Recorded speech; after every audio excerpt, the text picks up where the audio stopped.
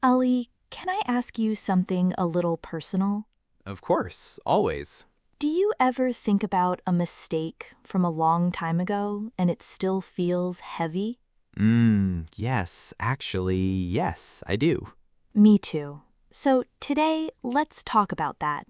Let's talk about how to forgive yourself. I like this topic. It's soft, but it's important. And of course, we'll speak slowly and clearly so you can learn English while you listen. Yes, stay with us, get comfortable, let's begin. Hi everyone, I'm Zara. And I'm Ali. Welcome back to Soft Spoken English. If this is your first time here, hello and welcome. We talk slowly, we talk gently, and we talk about real life. Real feelings, real English, simple words. Exactly. So today's topic is close to my heart, forgiving yourself. It's a big topic, but we'll keep it simple and we'll keep it warm. Let's start. So, Ali, why do you think it's so hard for people to forgive themselves? Good question. I think we are often kinder to other people than we are to ourselves. That's true. If my friend makes a mistake, I say, "It's okay, don't worry." Right, but if you make the same mistake, what do you say to yourself? Oh, something much harder. Something like, "Why did you do that? You should have known better." See? We have two different voices, one kind voice for others and one hard voice for ourselves. That's so true. And that hard voice, it doesn't go away easily. No, it doesn't. Sometimes it stays for years. Years? Really? Yes, I still think about something I said to my sister 10 years ago. 10 years? What happened? It's small, really. We had an argument. I said something unkind, and I never really said sorry in the right way. And that memory still visits you? Sometimes, late at night when my mind is quiet. I understand that. The quiet moments are when old mistakes come back. Exactly. During the day, we're busy, we don't think about it. But at night, the mind remembers everything. So what did you learn from this? How do you deal with it now? Well, first, I had to understand something important. A mistake is not the same as who you are. Can you explain that more? I like this idea. Of course, if I say something unkind one time, that doesn't mean I am an unkind person. Ah, I see. One action is not your whole story. Yes, one action is one moment, but you are many moments, many days, many choices. That's beautiful, actually. So we shouldn't judge ourselves by only one bad day. Right. Think about it. Have you ever had a bad day and said something you didn't mean? Oh, many times. Were you tired or stressed or maybe sad about something else? Yes, usually all three. See, our mistakes often come from a hard moment, not from a bad heart. That makes me feel a little lighter, actually. Good. That's the goal. Can we talk about the difference between guilt and shame? I've heard these words, but I don't fully understand them. Yes, this is important. Guilt is when you think, I did something bad. Okay. Shame is different. Shame is when you think, I am something bad. Oh, so guilt is about the action, shame is about the person. Exactly, Ali. And guilt can actually be useful. Useful? How? Because guilt tells us, this isn't like me. I want to do better. It pushes us forward. But shame doesn't push us forward? No, shame pushes us down. It says, you are broken, you will never change, and that's simply not true. That's a powerful difference. I never thought about it like that before. Most people don't, but once you know the difference, you can catch yourself. Catch yourself? What do you mean? I mean, next time you feel bad about something, ask yourself, am I feeling guilt or am I feeling shame? And if it's shame? Then gently remind yourself, this was one action. It doesn't define my whole self. I like that. It's simple, but it's not easy. You're right. Simple and easy are not the same thing. True. Very true. So, Ali, tell me, is there something you're still learning to forgive yourself for? Let me think. Yes, a few years ago, I left a job very suddenly. I didn't give my team much notice. Oh, how did that happen? Family reasons. I had to move quickly. But I still think I let them down. That sounds like a hard situation, not a simple choice. It wasn't simple at all, but even now, years later, a small part of me still feels bad. Can I ask, if your best friend told you this exact story, what would you say to them? I would probably say you did what you had to do. Your family needed you. That's not a crime. Interesting. So you can be kind to your friend, but not to yourself? Wow. You caught me. I'm not catching you, Ali. I'm just holding up a small mirror. A gentle mirror. Yes, because I think most of us need that. Someone to say, look how you treat yourself. So, what's the next step? We understand the problem, guilt and shame, being harder on ourselves, but how do we actually forgive ourselves? I think it starts with something small, saying sorry to yourself. Saying sorry to myself? That sounds strange. Maybe, but we say sorry to other people all the time. Why not to ourselves? I never thought of doing that. Try it later, quietly, in your own words. Something like, I'm sorry I was so hard on you. I was doing my best at that time. That feels surprisingly emotional, just hearing it. I know. It sounds simple, but it can open something inside us. What's the second step? The second step is understanding your reasons, not excuses, reasons. What's the difference? An excuse says, it's not my fault. A reason says, this is why it happened, and now I understand myself better. So it's not about avoiding responsibility. No, not at all. It's about understanding, with honesty and with kindness. That's a nice balance. Yes, and here's the third step. This one is my favorite. Tell me. Ask, what did this mistake teach me? Oh, I love that. Every mistake, even the painful ones, can become a lesson, and a lesson has value. So the mistake isn't wasted. Exactly. Nothing is wasted if we learn from it. That changes how the whole memory feels. It really does. Instead of thinking, I'm a bad person, you think, I'm a person who learned something important. Can we talk about time? Because I think time also helps, right? Yes, time helps, but time alone is not enough. What do you mean? Some people carry a mistake for 30 years and it still hurts the same. Time didn't heal it because they never worked through it.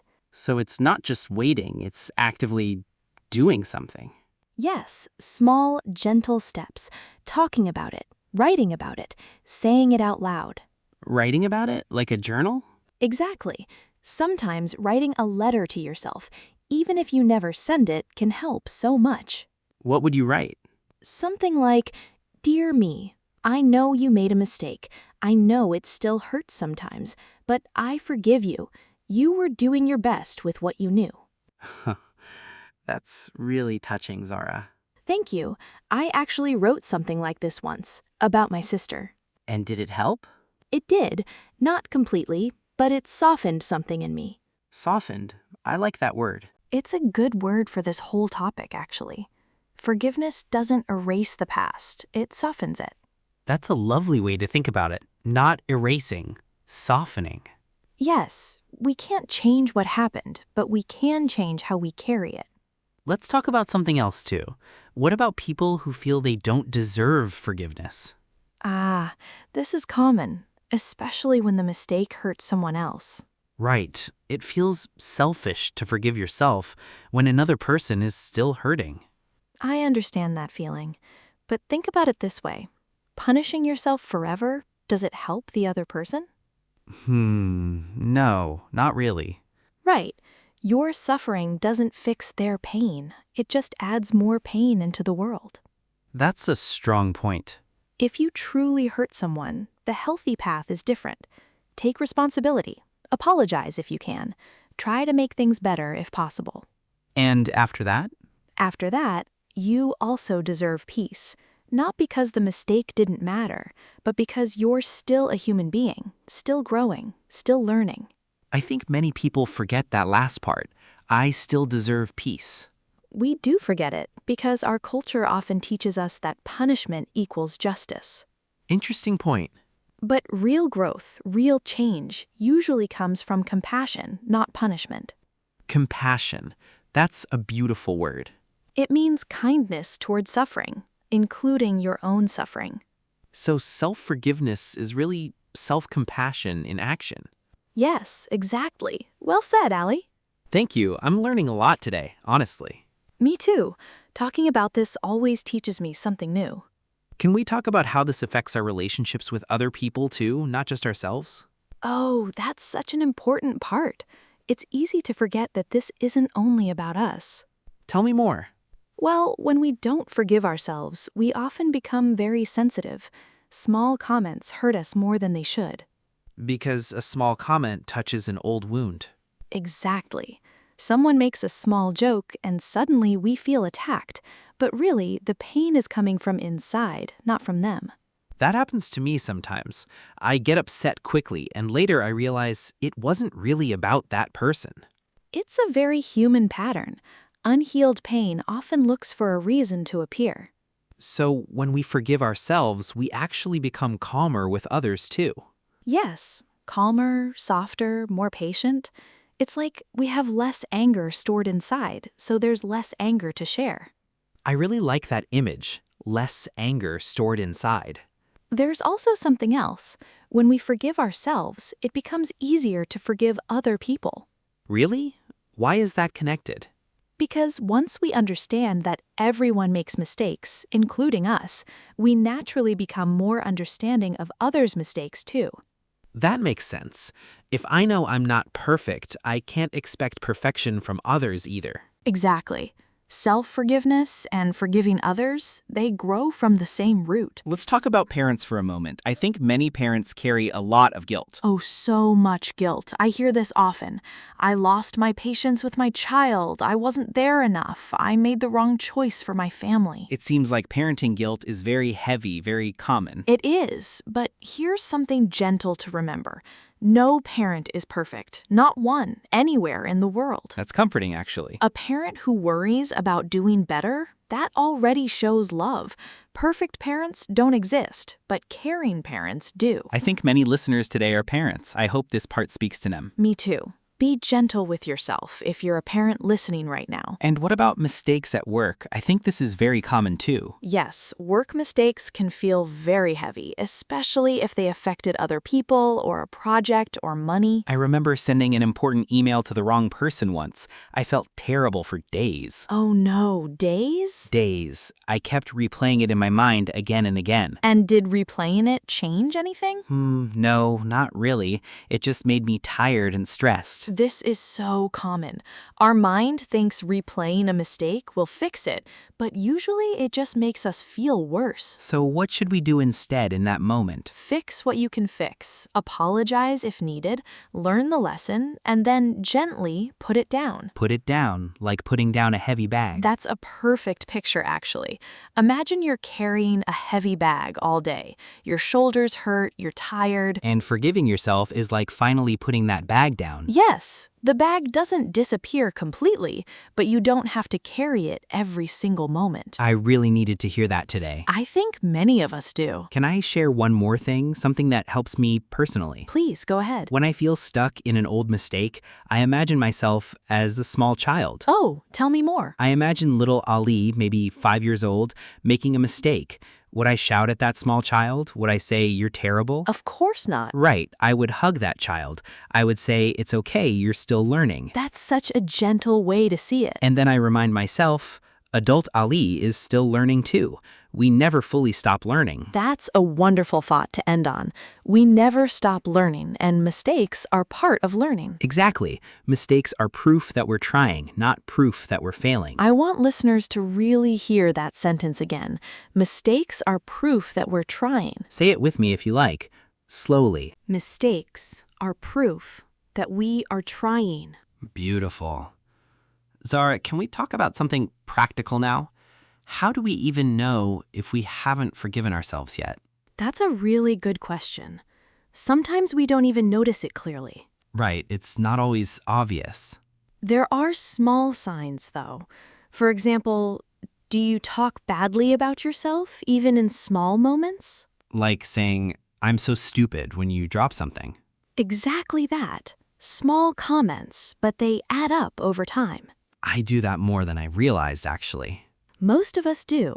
Another sign is avoiding something or someone because it reminds you of the mistake. Oh, like avoiding a certain restaurant or a certain song. Yes, exactly like that.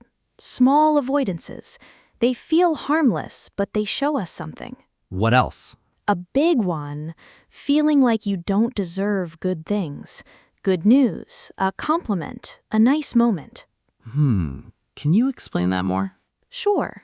Some people, when something good happens, they think, I don't deserve this. And that thought often comes from old guilt. Wow. I never connected those two things before. Feeling unworthy and an old mistake. It's a quiet connection. Most people don't see it right away. This is really helpful, actually. Just naming these signs makes them easier to notice. Yes, and once you notice something, you can gently work with it. So, Zara, can we do something for our listeners?